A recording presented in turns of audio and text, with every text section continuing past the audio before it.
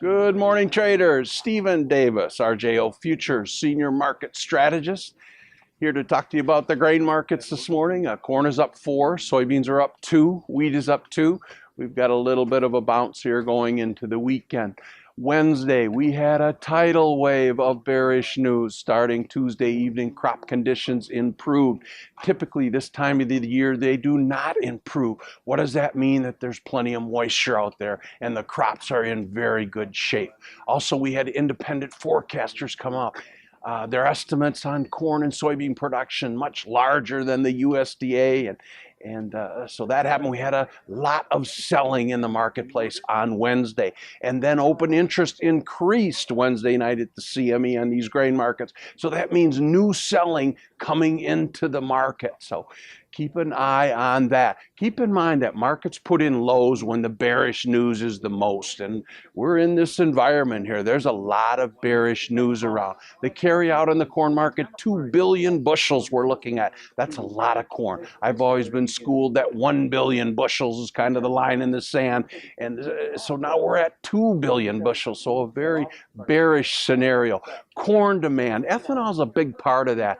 The headlines in the Financial Times today: in 2 years, ethanol is going to be competitive with petroleum. So also ethanol exports maybe are going to triple in 3, 4, 5 years. So this is going to take some time. So low prices is the cure for low prices. Watch our demand come in here and pick up. And that'll be the key going forward, is watch the markets focus on demand news rather than the weather scenario. So we'll talk about that. Typically in these big yield years, the lows are put in October and November. So perhaps these grain markets are going to trend lower even yet still. Soybean market following corn lower. I do believe that soybeans are going to lead the grains higher after this harvest. Export sales this morning on our short holiday week. Very good export sales in soybeans once again. So the wheat market, Ukraine, Russia, Argentina, they've got a lot of wheat to sell. Whatever price we sell our wheat at, they're going to come in and undercut us. So this is not good news for our wheat exports. You're going to see these countries, they got to sell grains. Things are not good in these countries, and they're going to front run U.S. wheat sales. So that's a challenge for wheat producers. Going forward next week, certainly weather is very important in here. It's the time of year we talk about frost. Doesn't look like it can happen, but every week it looks like we're, as far as the eye can see, out to the end of September, frost-free here.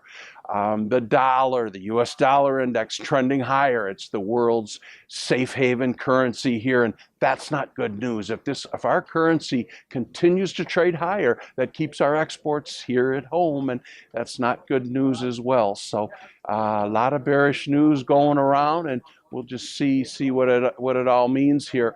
That's about it. Have a good weekend, and we'll talk to you next week. Futures and options on futures may involve substantial risk and may not be suitable for all investors.